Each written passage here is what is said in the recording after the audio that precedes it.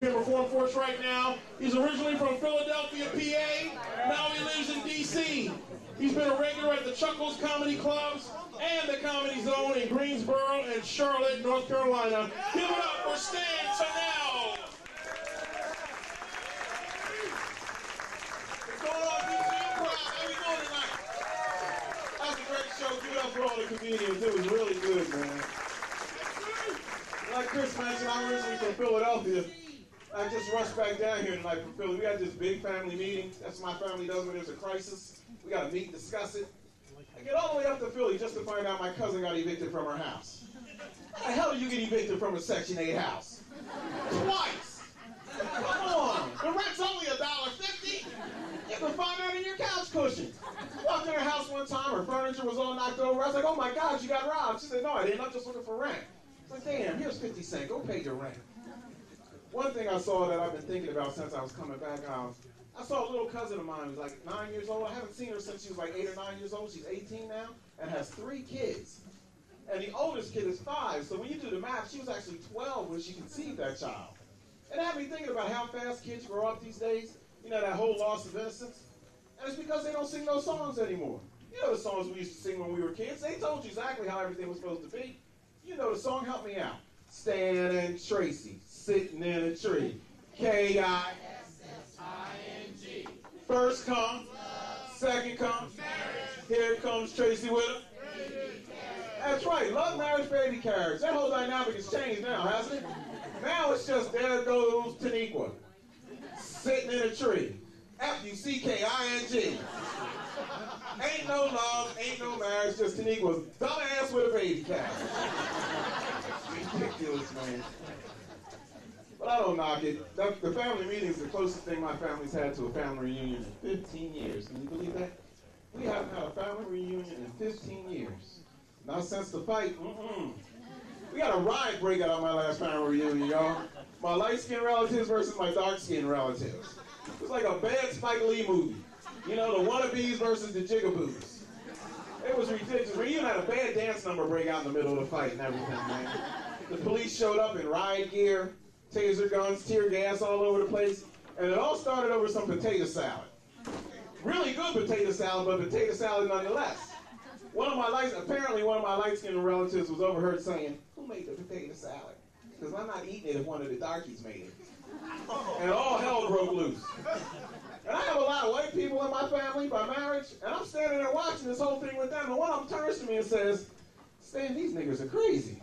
And I got mad. Not because he said nigger to me, because I feel like, hey, if you marry one, damn it, you got the right to call him one. No, I got mad because he was right. These niggas were crazy. They should have been whipping a white girl's ass who made the greens, because that was nasty. You don't put fish in greens, man. I'm sorry, man. You don't do that. The election's coming up. Some of the comedians talking about Bush, and I don't know, I was looking at the news earlier today up in Philly, and they were saying that this election is going to be even closer than the 2000 election, which means Bush is going to have to steal 2 states to win this one. It really is, man. And they were saying this race is so close that the Republicans' new strategy is to go after this demographic they're saying is going to decide the presidency. That's the NASCAR dads. Did you hear this? I'm like, please tell me the fate of the free world is not going to come down to Bubba and Billy Bob. Can you see them two discussing politics? I'm voting for Bush because he makes good beer.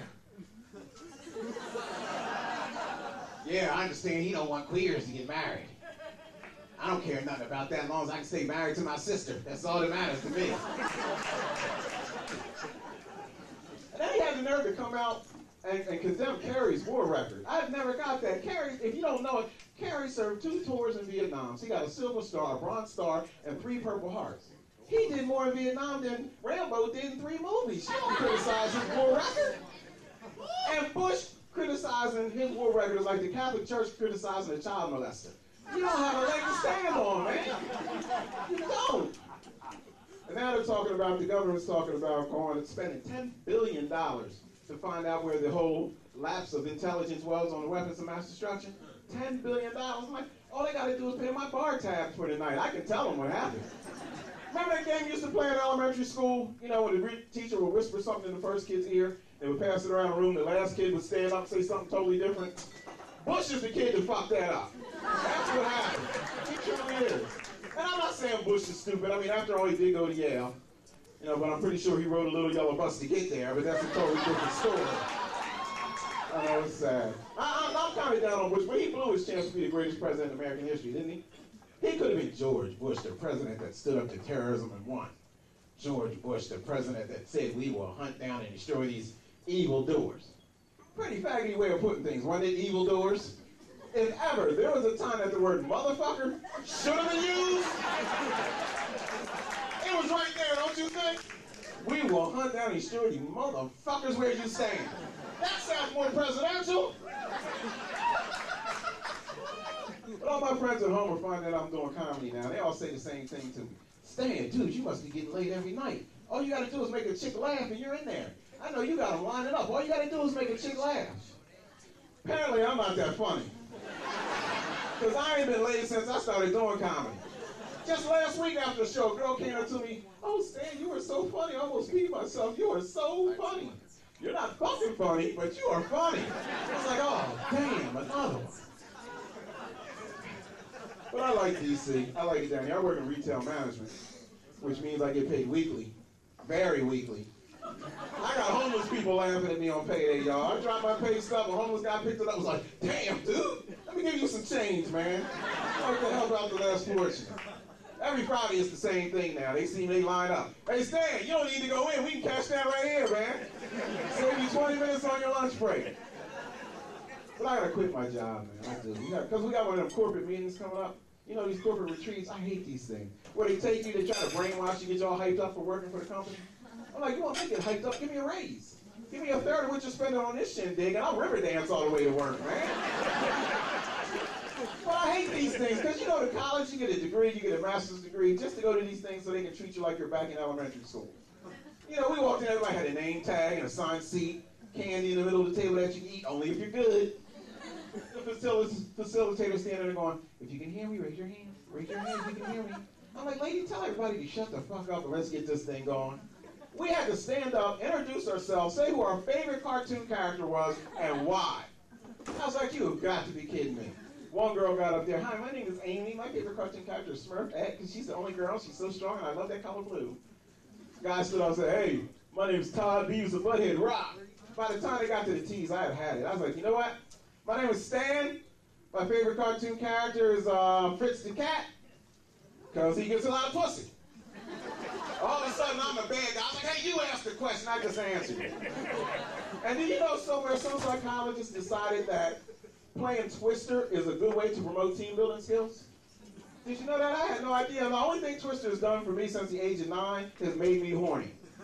So I tried to back out. I was like, I got a bad knee. "Oh, who's the grumpy Gus? Who's the grumpy Gus?" I was like, okay. If my middle leg gets hard and decides he wants to play, I don't want to hear no sexual harassment talk. All right? It's going to be right leg red, left hand yellow, and my balls will be blue. So I don't want to hear anything like that. But I'm single, and I'm looking for a good woman. I called my ex-fiance up, because I figured if I talk to her, maybe I could get some ideas for the future. Not a good idea. She leaned into me. "You changed. You're not the same guy you used to be. You changed." Which is bull. Ladies, men don't change in relationships. We don't have the mental capacity for change, first off. We're reactionary creatures. If you change our environment, we're going to react to it. She leaned into me. "Remember the guy who used to buy me flowers just because, Stan? Where's that guy, Stan? Remember that guy? Remember the guy that used to write me beautiful love poetry, haiku even? Remember that guy, Stan? Where's that guy? Remember the guy that would take me on weekend getaways and we walk on the beach hand in hand underneath the stars, all romantic like? Remember that guy, Stan? Where's that guy?" And I said, "I'm pretty sure he's with the girl who used to give me a blowjob every day."